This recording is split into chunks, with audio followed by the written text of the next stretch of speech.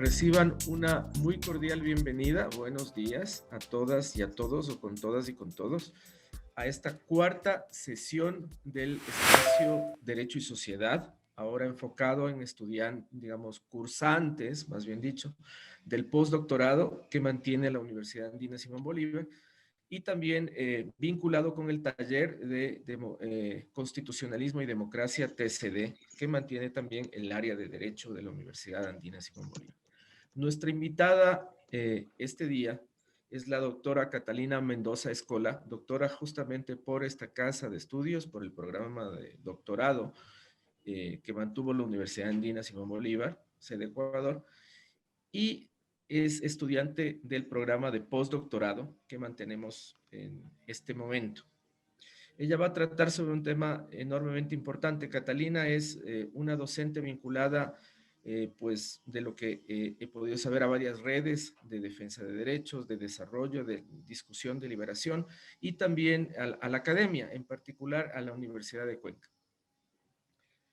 Ella nos va a hablar del derecho al cuidado y especialmente sobre un tema que yo creo que será una, me atrevo a decir, una garantía, ¿no es cierto? Y a la vez un mecanismo de desarrollo. Y desde la normativa y la política pública, me imagino que es un poco así, el tema de las licencias, ¿sí? Derecho al cuidado y el tema de las licencias. Justamente me permito decir esto, bueno, porque yo también ejerzo ese derecho.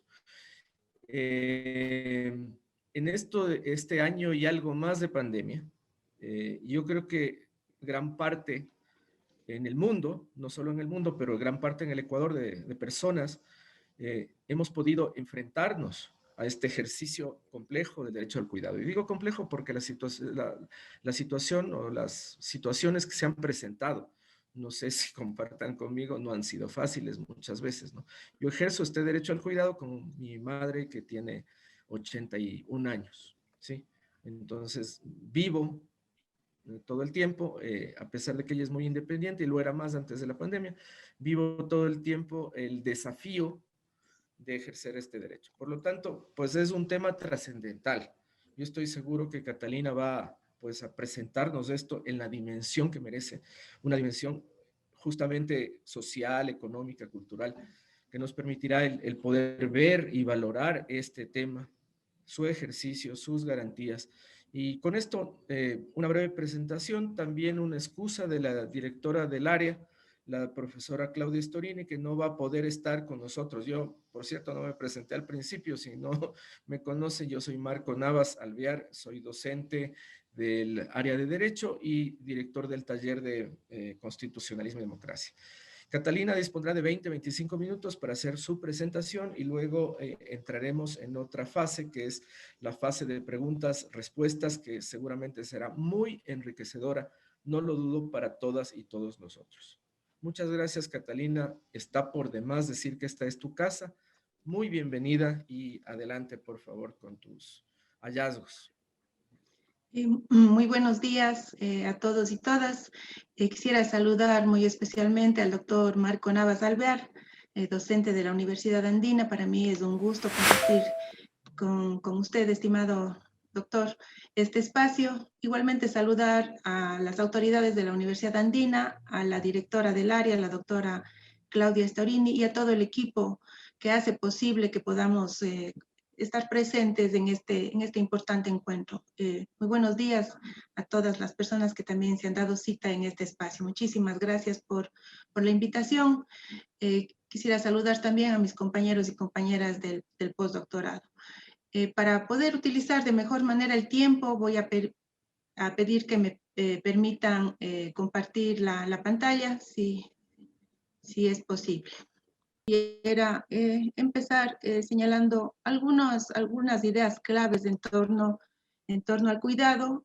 Voy a indicar cómo está estructurada mi investigación y, digamos, los hallazgos iniciales con la finalidad de poder contar con los aportes, las sugerencias de las y de los participantes. Quisiera empezar señalando a qué llamamos trabajo de cuidado, ¿no? Consideramos trabajo de cuidado a todas aquellas acciones que están encaminadas al cuidado directo de las personas dentro y fuera del ámbito privado. Es decir, aquellas tareas que no son remuneradas y que se desarrollan en el entorno doméstico, las que se ofertan a través de los servicios de cuidado que son proporcionados por el mercado, así como las que proveen instituciones del Estado, ¿no? Aquí ya estamos identificando al menos tres ámbitos, ¿no? El entorno doméstico, el mercado, ¿no? Y el ámbito público. Cuidar representa hacerse cargo de los otros, ¿no? A lo largo de su ciclo de vida. Y no solamente de los niños, las personas con discapacidad, las personas adultas mayores o las personas enfermas, ¿no? Lo que determina su carácter relacional y universal, es decir, todas las personas requerimos de cuidado a lo largo de nuestro ciclo de vida. El cuidado, además, implica una disposición para cuidar, es decir, estar pendiente del otro, ¿no? Estar pendiente de los otros. Así, entonces, junto a estas tareas que podríamos denominar como tareas materiales del cuidado, se incluyen otras que son de carácter psicológico, afectivo o emocional. El trabajo de cuidado frecuentemente envuelve una relación de poder. El tema del poder necesariamente va a estar presente a lo largo de la investigación, ¿no?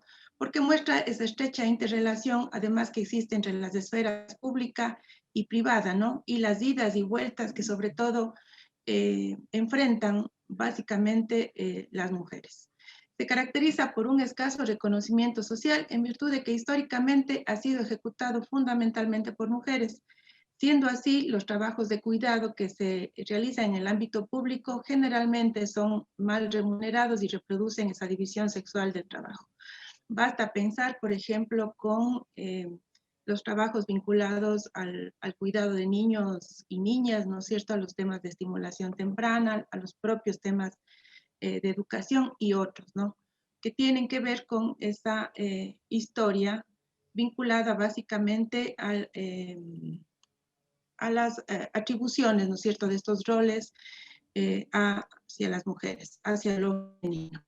Nuestra Constitución tiene un innegable avance en los temas de cuidado, ¿no? Básicamente, por hoy voy a citar el artículo 333, que como ustedes conocen, reconoce la labor productiva, reconoce como labor productiva el trabajo no remunerado de autosustento y cuidado humano que se realiza en los hogares.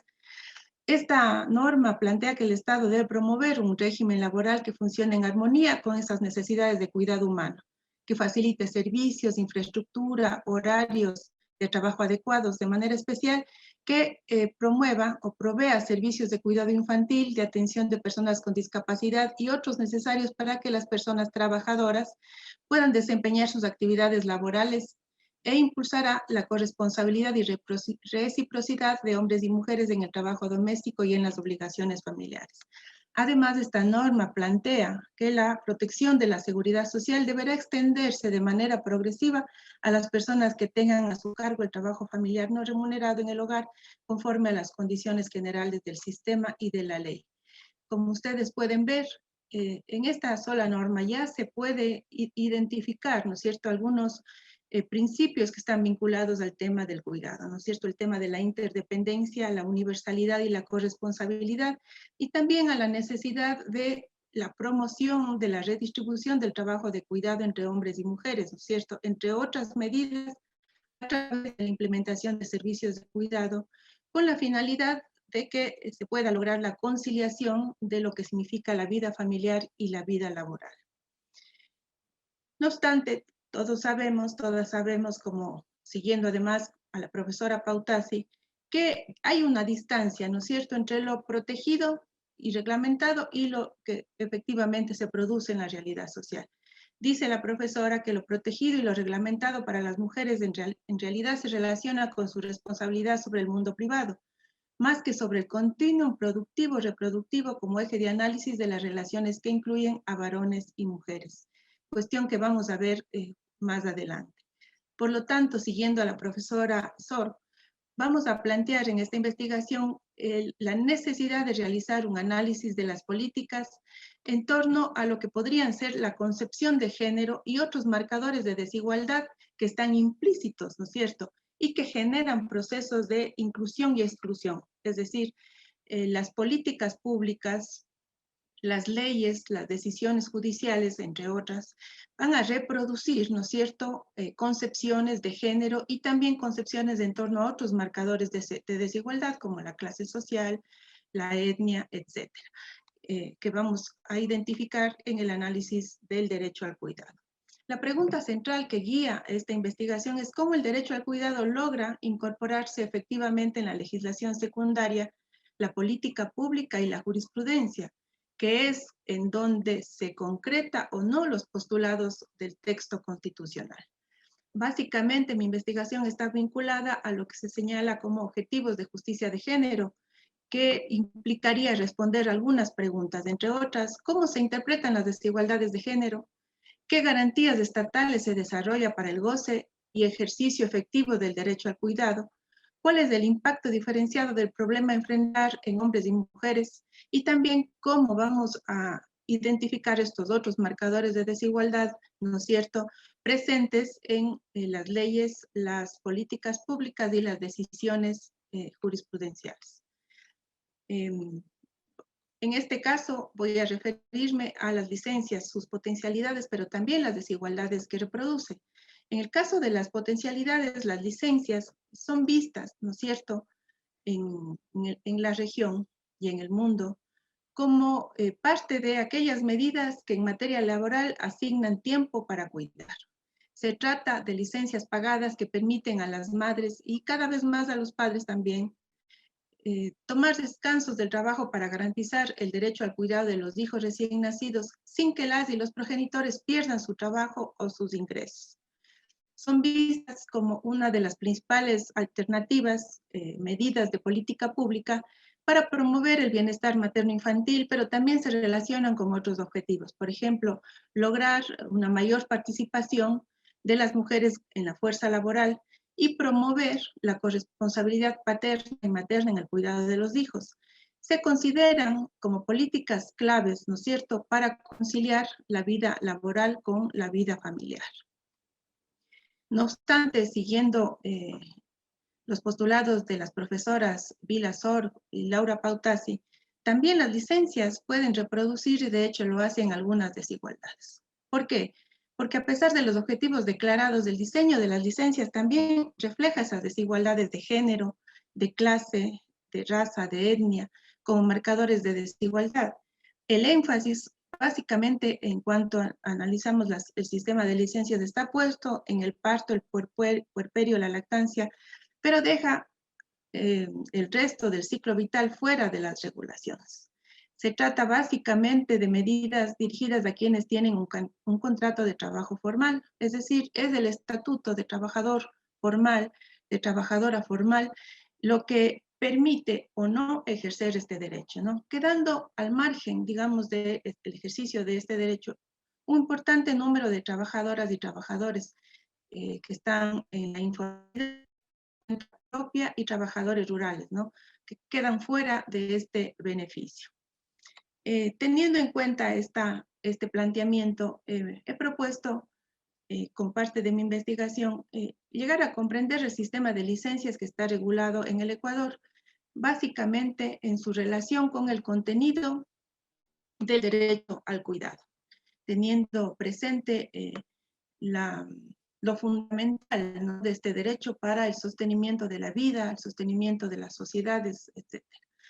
Como objetivos específicos, ¿no?, planteo la necesidad de describir las diversas garantías que desarrolla la legislación ecuatoriana a través del sistema de licencias para hacer efectivo este derecho al cuidado, analizar el impacto diferenciado que tiene en hombres y mujeres respecto del ejercicio de este derecho, identificar esas desigualdades de género, clase social, etnia, raza, edad, entre otras, en el ejercicio del derecho, conocer, identificar cómo reproduce, ¿no es cierto?, estas desigualdades del sistema, y finalmente analizar las implicaciones que tiene la noción de cuidado como derecho para las políticas públicas. Básicamente, he dividido el esquema, digamos así, de análisis en algunos segmentos, ¿no? En el primero, abordo el tema del cuidado en la legislación y las políticas públicas de América Latina. Habíamos planteado que existen un sinnúmero de medidas que le apuestan o tienen que ver, ¿no es cierto?, con la garantía de este derecho al cuidado, ¿no? Que tienen que ver, por ejemplo, con la conciliación del trabajo y la familia, con la promoción de la corresponsabilidad, con los derechos de trabajadoras remuneradas del hogar, con programas para personas con discapacidad, para personas adultas mayores, con servicios de cuidado infantil, con, en este caso, las licencias y permisos pagados sería el ámbito que estaría yo analizando, con la ampliación de los permisos de paternidad y parentales remunerados y con las transferencias monetarias por cuidados. Es decir, la licencia se incorpora dentro de lo que podría ser un amplio abanico de medidas, de políticas, de mecanismos que estarían orientados, ¿no es cierto?, a garantizar el derecho al cuidado y fundamentalmente promover la conciliación de la vida familiar y la vida laboral. En este primer ámbito yo propongo prestar atención al contexto económico, político y social en donde se promueve, se propone las reformas en torno a la licencia, porque el derecho no puede estar desconectado, ¿no es cierto?, del contexto social, económico, político y cultural. Por ejemplo, considerar los altos índices de desigualdad socioeconómica de la región que hacen, por ejemplo, que los cuidados de las familias de clase media y alta se externalicen con relativa facilidad hacia las trabajadoras domésticas pagadas. Mientras que, por el otro lado, las mujeres que pertenecen a la clase baja, que son quienes a menudo trabajan como empleadas domésticas, soportan la mayor parte de los desafíos que implica, ¿no es cierto?, combinar el trabajo remunerado con la crianza de los niños. Como señalan Bluff y Touchstone, poco menos de la mitad de la población económicamente activa de la región trabaja informalmente. Es decir, nuestra región es una región tremendamente desigual. Por lo tanto, solo un reducido sector socioeconómico tendría la posibilidad real de acceder a políticas de conciliación de trabajo y familia. Entonces vamos a ir viendo ahí, por ejemplo, la necesidad de dar respuesta a preguntas como, por ejemplo, cómo poner en el centro del debate las desigualdades entre hombres y mujeres respecto de los cuidados. ¿Qué medidas legales y de política pública se pueden plantear desde el Estado a fin de transformar esas relaciones no solo de género, sino también socioeconómicas, que son inequitativas? En una segunda parte me refiero al régimen de cuidados y la licencia de paternidad. Brevemente, en honor al tiempo, quisiera decir que esta noción, digamos, de régimen de cuidados hace alusión a este conjunto de estrategias o respuestas adaptativas que producen y distribuyen el cuidado entre Estado, mercado, familias y comunidad. Se trata de estrategias, ¿no es cierto?, para reducir, ¿no es cierto?, reasignar el tiempo dedicado a las tareas domésticas y de cuidado no remuneradas en circunstancias en que las mujeres cada vez más se van desvinculando, ¿no es cierto?, de esta sola dedicación a las actividades domésticas no remuneradas y se van incorporando, ¿no es cierto?, como digo, cada vez más al trabajo remunerado, a la vida pública y política del país, de los estados, de las naciones, ¿no es cierto? En este contexto, se sostiene que estas respuestas adaptativas dependen de tendencias estructurales, ¿no es cierto?, exógenas a los individuos. Por ejemplo, demanda laboral, las propias licencias al nacer, el trabajo no remunerado de otras mujeres, por ejemplo, las tías, las abuelas, ¿no es cierto?, en nuestras familias, la contratación de servicios de cuidado, ¿no es cierto?, de trabajo doméstico, etcétera. Entonces, la noción de régimen de cuidado nos permite justamente identificar cómo estas estrategias, como una intervención estatal adecuada, permitiría, facilitaría o no, como digo, redistribuir o reasignar el tiempo dedicado al cuidado. Entonces, en la investigación, lo que planteo es analizar, por ejemplo, dentro de este concepto de régimen de cuidado, una estrategia específica, cuál es la licencia de paternidad. como clave, ¿no es cierto?, para promover la redistribución del tiempo que destinan hombres y mujeres al interior de las familias, ¿no es cierto?, para tareas domésticas y de cuidado. Básicamente, lo que intento es cuestionar el papel desempeñado por los estados latinoamericanos en este proceso de construcción de la paternidad. El régimen de cuidado latinoamericano, como señalan varias autoras y autores, es básicamente un régimen desigual, como habíamos planteado, eh, no solo en temas socioeconómicos, sino también en temas de género, porque la mayoría de los países de la región fortalece esa idea de una paternidad complementaria en lugar de la construcción de una paternidad corresponsable con la maternidad. La configuración de las licencias pagadas entonces no habría logrado modificar sustancialmente la participación paterna en el cuidado de los hijos e hijas. Algunas preguntas, ¿no es cierto?, que nos podríamos hacer entonces al respecto es, ¿pueden las licencias por nacimiento de hijos ser suficientes para involucrar a los padres en los cuidados o se necesita incidir desde mucho antes, es decir, en la construcción social de esas masculinidades como habilitantes o no de esos cuidados, ¿no? Y cuál debería ser el rol en esa disminución de las desigualdades socioeconómicas, ¿no? Porque existen en la categoría padres, en la categoría paternidad también vamos a encontrar diferencias. Existen aquellos que pueden acceder a ingresos propios y aquellos que no pueden acceder a ingresos propios, ¿no?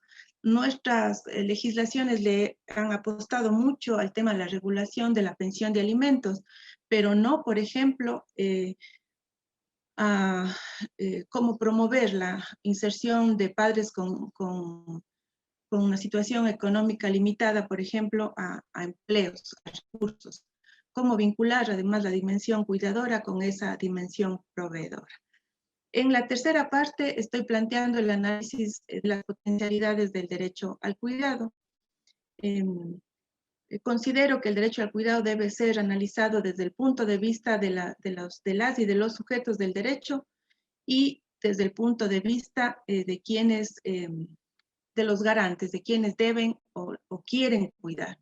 Como plantea la profesora Laura Pautasi, básicamente en torno al derecho al cuidado, la idea es que el titular sea reconocido como titular del derecho al cuidado y no solo como un simple beneficiario de políticas estatales, ¿no?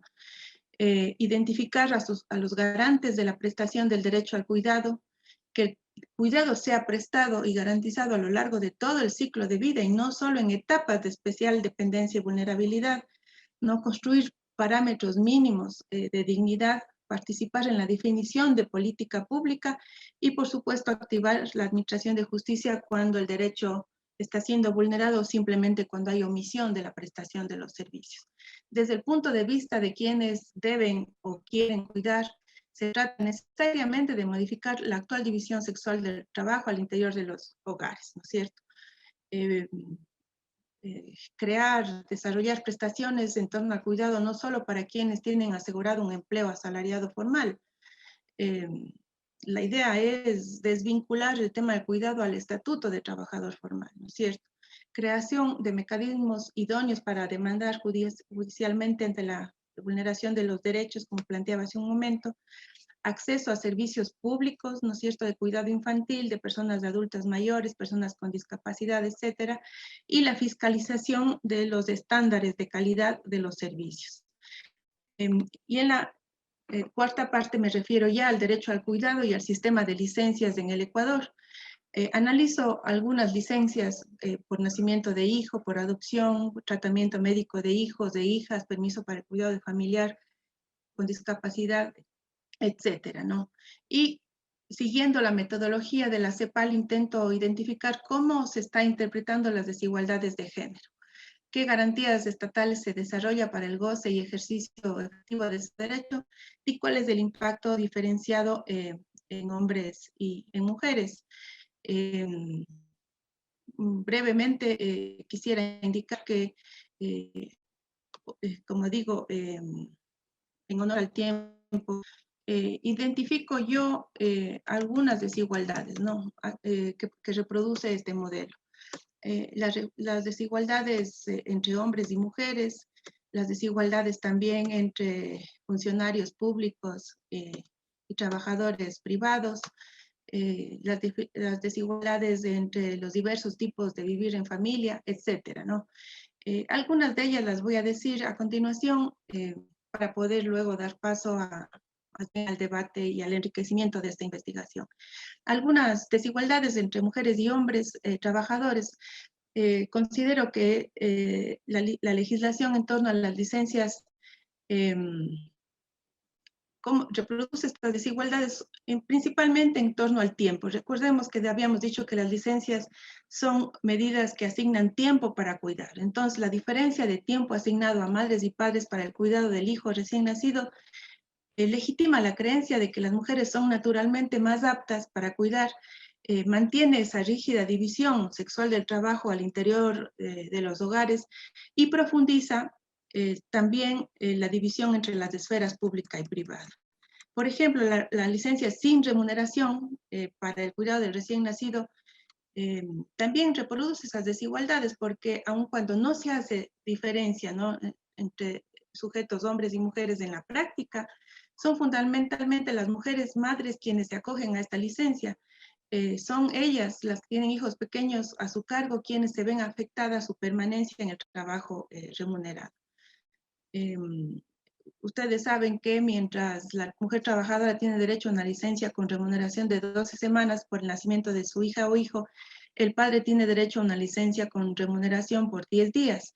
Entonces, esta diferencia de tiempo asignada a madres y padres para el cuidado del hijo recién nacido mantiene esa división sexual del trabajo al interior de los hogares, como dije, profundizando esa división, ¿no es cierto?, de roles y de esferas. Si bien el objetivo de la regulación en torno a la licencia de paternidad en teoría sería promover una paternidad cuidadora, me parece a mí que la política social en torno a estas licencias construye la imagen de un padre que generalmente convive con su pareja y la de una madre como la única cuidadora, ¿no?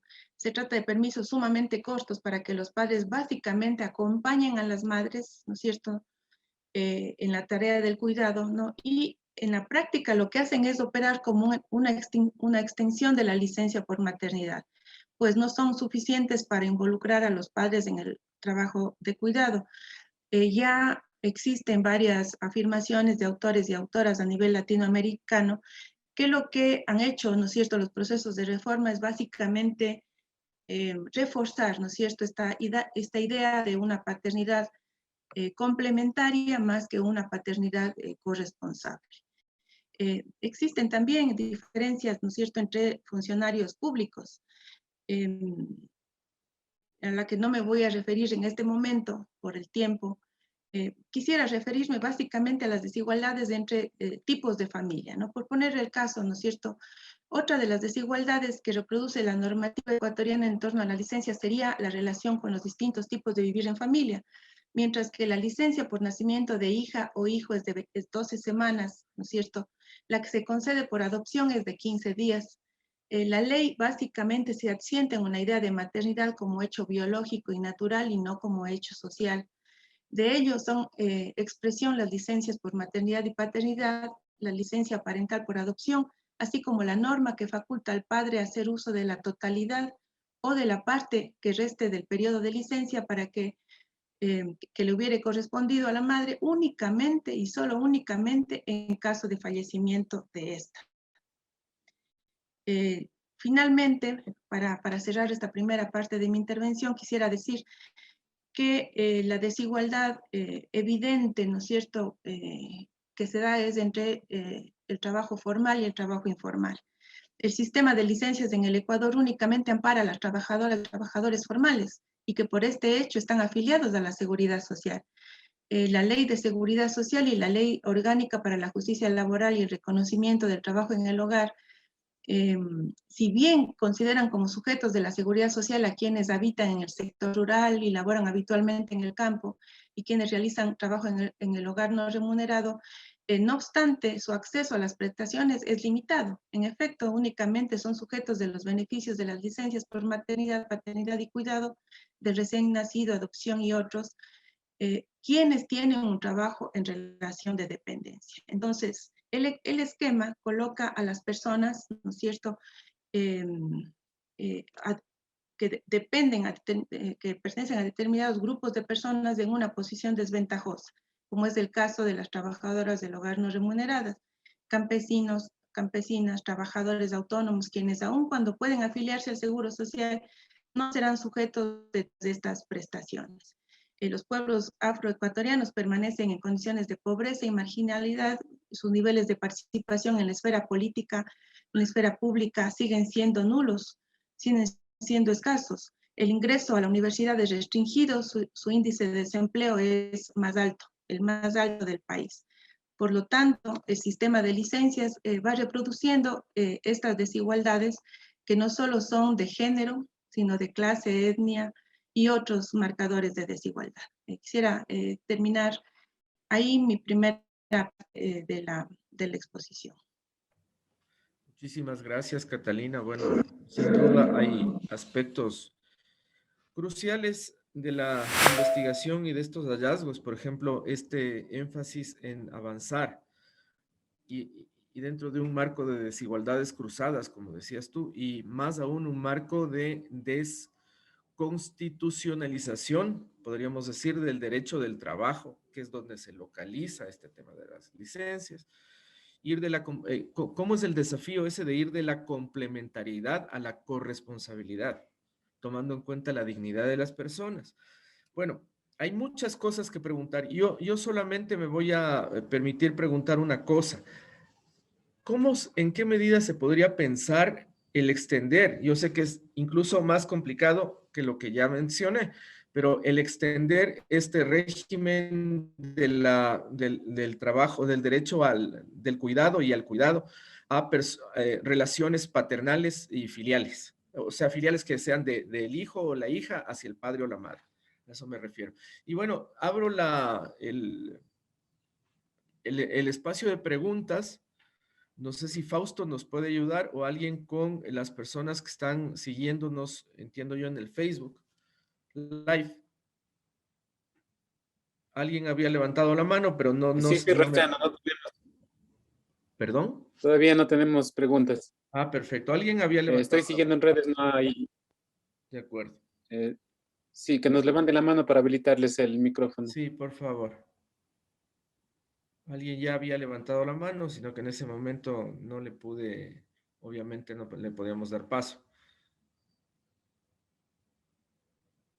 En todo caso, hasta que se registren las preguntas, yo quisiera a ver qué opinas de esto que estoy mencionando, o sea, cómo entender la extensión de este derecho del cuidado hacia este tipo de relaciones que no son de arriba para abajo entre el padre y la madre, el hijo y la hija,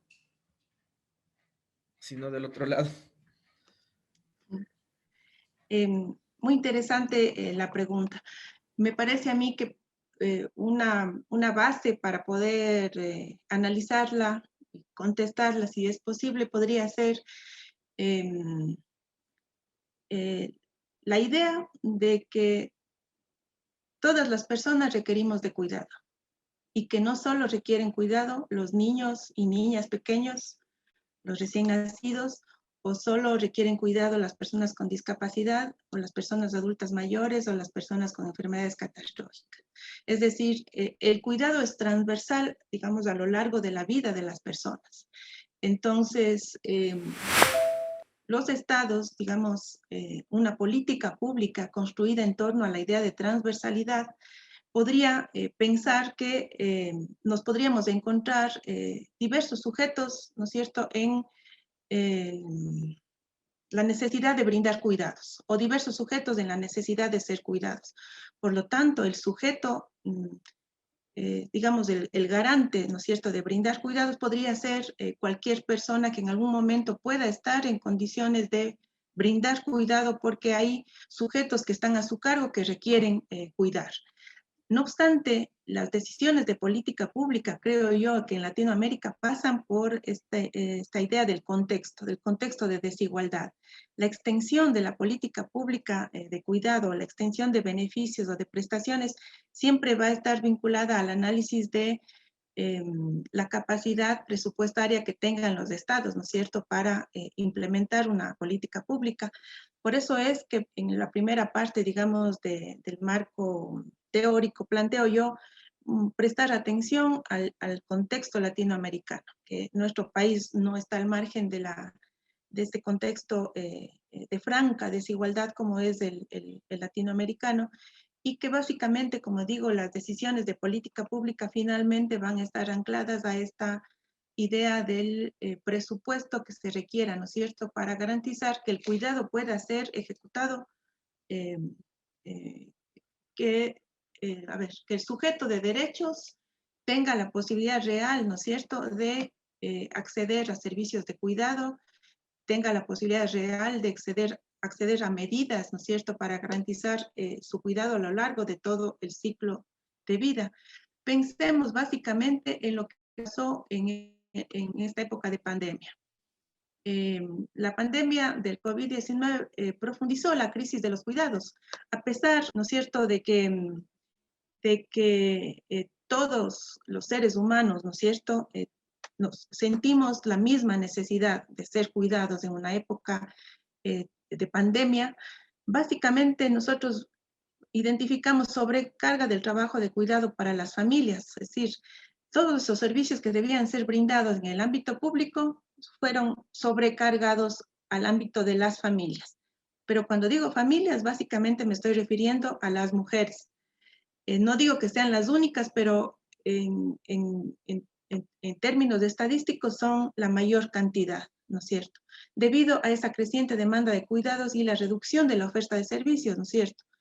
Se cerraron centros de cuidado diario, se cerraron los centros educativos, se cerraron los centros de atención de personas con discapacidad, los servicios públicos de salud vieron restringidas las posibilidades de atender en la magnitud que se requería, y quienes se hicieron cargo básicamente fueron las familias. Entonces, cuando usted me pregunta cómo ampliar, ¿no es cierto?, la idea de las cuidadoras y de los cuidadores, en la práctica nos estamos topando con esta construcción social e histórica del cuidado que básicamente encarga, ¿no es cierto?, a las mujeres la prestación de este cuidado, y básicamente terminan siendo mujeres las que sostienen la política pública del país. Es decir, mejor dicho, frente a la omisión de la política pública son las mujeres y las familias las que terminan haciéndose cargo de este tema sin el debate y el análisis público de lo que esto significa.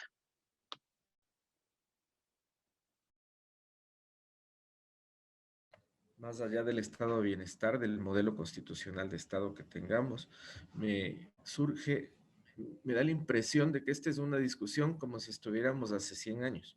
Creo que era un poco el rol, ahí se puede ver cuánto ha cambiado el rol de los integrantes de la familia en este sentido. Yo que me atrevería a decir que mucho y poco. Pero bueno, vamos a las preguntas. Si nos puedes ayudar, Fausto, si hay más inquietudes. Sí, Por tenemos una favor. pregunta de Eulalia Franco. Nos dice, buenas tardes, ¿qué pueden hacer las hijas en su mayoría que se quedan al cuidado de su madre o padre todo el tiempo? Salen de su trabajo formal para cuidarlos. Cuando ellas fallecen se quedan sin ninguna fuente de subsistencia. Ese es un problema latente que afecta y el Estado no les garantiza ninguna seguridad. ¿Otra pregunta? Si no, pasemos Esa a tenemos esto. por el momento. Por favor. Catalina. Muchísimas gracias por la pregunta. Al inicio de la intervención habíamos planteado algunos ámbitos en donde se puede prestar, digamos, ¿no es cierto?, se puede hacer efectivo o no el tema del cuidado. Habíamos hablado del ámbito doméstico, es decir, de las familias. Habíamos hablado también del mercado, ¿no es cierto? Es decir, cuánto pueden las familias acceder a servicios pagados, ¿no es cierto?, en el mercado. Habíamos hablado del ámbito público estatal, es decir, cuáles son los servicios que se ofertan, digamos, a nivel de la política pública. También podríamos añadir la comunidad, ¿no es cierto?, como otro ámbito, ¿no es cierto?, de ejecución, ¿no es cierto?, de tareas del cuidado. así como hay diversos ámbitos, ¿no?, en donde puede llegar a efectivizarse el derecho al cuidado, también podríamos hablar de que existen diferencias o incluso desigualdades en torno a quienes podrían ser considerados como los garantes de ofertar el cuidado. Pero me voy a referir a los ámbitos. Bueno, en realidad me voy a referir en términos interconectados. No podríamos hablar de las mujeres en general, vamos a hablar de las mujeres que pertenecen a una determinada clase social, por ejemplo, ¿no? O que se encuentran en una determinada condición migratoria, o que pertenecen a una determinada etnia, o que son racializadas, etc. En general, las mujeres de diferentes clases sociales, de diferentes etnias, etcétera, siguen haciéndose cargo de las principales tareas de cuidado al interior de sus hogares. No obstante, ya empiezan a haber diferencias si hablamos de la clase social. Cada vez más las mujeres participan en el ámbito público, ¿no es cierto?, en la fuerza de trabajo, en la fuerza laboral. Las mujeres de clase media y alta pueden externalizar de alguna forma el servicio del cuidado, ¿no es cierto? Hay otras, y básicamente a través de otras mujeres, ¿no es cierto? Por ejemplo, a través de la contratación del servicio doméstico remunerado. Las familias de clase media y alta, y de clase alta más bien, podrían acceder a servicios de cuidado ofertados por el mercado. No así, ¿no es cierto?, las familias y sus integrantes que están en situación socioeconómica precaria, quienes no tendrían ninguna posibilidad de acceder a servicios ofertados por el mercado. Entonces, la situación que nos planteaba la compañera efectivamente es así. Por ejemplo, en los países del norte, en los países europeos, efectivamente, aun cuando existen sistemas de bienestar mucho más consolidados, al final de los días, finalmente, como digo, son las mujeres las que terminan con menores oportunidades, por ejemplo, de acceder a beneficios de la seguridad social, porque se hicieron cargo durante toda su vida, por ejemplo, de familiares que estuvieron a su cuidado, o no tuvieron la posibilidad de adquirir bienes, ¿no es cierto?, que les permita tener una cierta comodidad para vivir, digamos, sus últimos días. Y no tienen los recursos suficientes para adquirir servicios ofertados por el mercado, es decir, no pueden comprar servicios de cuidado en el mercado. Efectivamente, en general, podríamos decir que las mujeres se ven como las más afectadas. No obstante, eso no implica no hacer diferenciación, ¿no es cierto?, si nos estamos refiriendo a las diferentes clases sociales, a las diferentes condiciones migratorias, etcétera, ¿no?, que van mostrando las desigualdades que existen entre hombres y mujeres, entre mujeres, etcétera.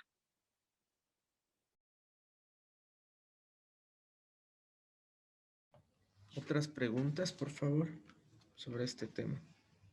Tan lleno de aspectos, ¿no?, el tema. Maritza Pérez nos dice, justamente como con lo que sostiene la autora de la precarización del sistema de cuidado de los niños y niñas, que vieron en esta pandemia a sus padres y madres soportar la educación, cuidado y salud a veces de manera no adecuada, y en ello más peso a la madre mujer. ¿Qué cambios deberían plantearse desde la legislación o las políticas públicas para democratizar y mejorar el cuidado de los niños y niñas? Yo agregaría un par de precisiones a esto porque viene de perlas con lo que yo estaba pensando. Estaba pensando si alguien tuviera una buena intención política de hacer una reforma para fortalecer esto, ¿por dónde lo haría? ¿A nivel de una ley orgánica? ¿A nivel de instrumentos de políticas públicas? Por ejemplo, hay en cuanto a la institucionalidad del país, se crearon los consejos de igualdad en la Constitución. Y yo creo que si es que se los toma en serio y se los fortalece, tendrían que jugar un rol clave en la producción de diagnósticos, información y por lo tanto también políticas públicas. El Consejo de Igualdad Intergeneracional, por ejemplo, el de discapacidades y así, ¿no? Entonces, solamente estas puntualizaciones que yo creo que vienen muy bien con la pregunta hecha por Maritza. Muchísimas gracias por la pregunta. En realidad es una pregunta clave. Me parece que son varias las estrategias que tendrían que ser desarrolladas, ¿no? En primer lugar, me parece que hay que reafirmar la centralidad de los cuidados. La pandemia del COVID-19 puso en evidencia, ¿no es cierto?, la centralidad de los cuidados. Quienes sostuvieron la vida, la salud, ¿no es cierto?, en épocas de pandemia, quienes siguen sosteniendo los temas de vida, de salud en época de pandemia, básicamente, fundamentalmente han sido, digamos, las familias y en su interior, fundamentalmente, en la mayor proporción, las mujeres.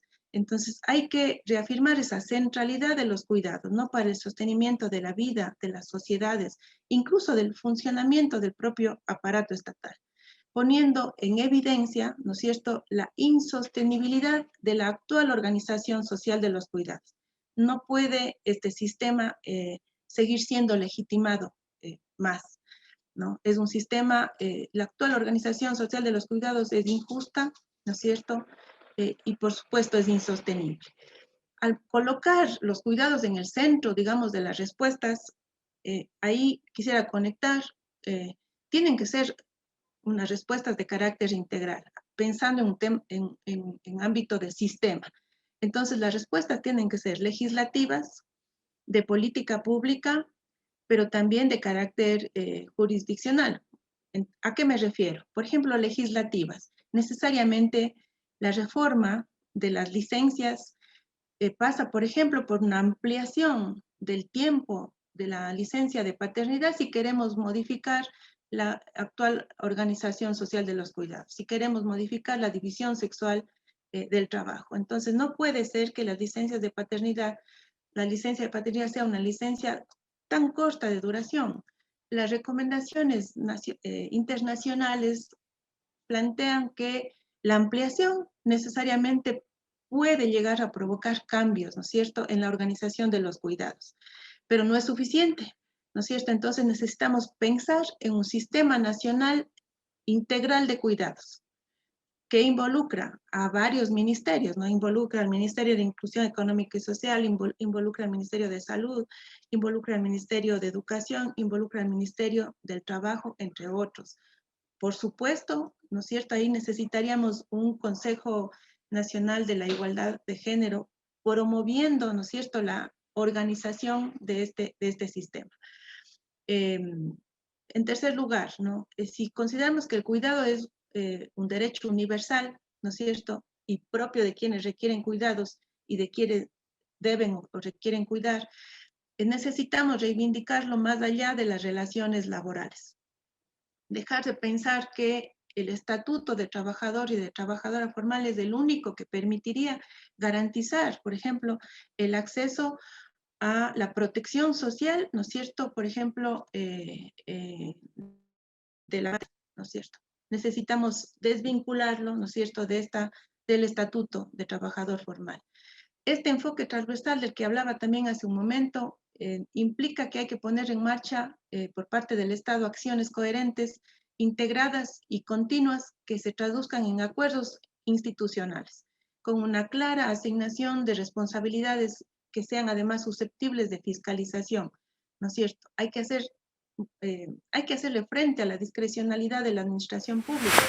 Esta idea de la política pública, por ejemplo, de cómo se construye la idea del bono, etcétera, no debería ser un tema solo de discrecionalidad. O sea, no debería ser un tema de discrecionalidad. Debería estar anclado, por ejemplo, a la construcción normativa de este Sistema Nacional de Cuidados. Y en relación a lo que planteaba el doctor Marco Navas, pasa por una reforma no necesariamente normativa, ¿no es cierto?, la ley, por una construcción de una política pública menos discrecional, donde podamos los ciudadanos fiscalizar la asignación de recursos, el modelo de ser humano que tiene detrás de esa política pública, pero también pasa por la jurisprudencia. No es evento este rato, ¿no?, para referirnos, digamos, a las decisiones de la Corte Constitucional, pero pero recordemos que hay una sentencia de la Corte Constitucional relativa a la protección de mujeres embarazadas y en lactancia en contextos laborales, referente al contrato de servicios ocasionales. Pienso yo que la Corte Constitucional tiene que dar también un salto cualitativo en el análisis, digamos, de los casos que llegan a su conocimiento para provocar a su vez reformas o permitir que se provoquen reformas legislativas y de política pública. No creo que la Corte deba seguir pensando que esta idea del contrato de servicios ocasionales simplemente tiene que ver con la temporalidad del contrato y que puede darse por terminado el contrato si así la empresa lo considera, ¿no? En realidad ahí hay una fuerte desigualdad entre mujeres que están vinculadas por una relación más permanente, ¿no es cierto?, a la empresa, que aquellas me refiero al sector público, que aquellas que están vinculadas con un contrato de servicios ocasionales. En la práctica ahí se están reforzando, digamos, las desigualdades por el tipo de vinculación por el tipo de vinculación laboral.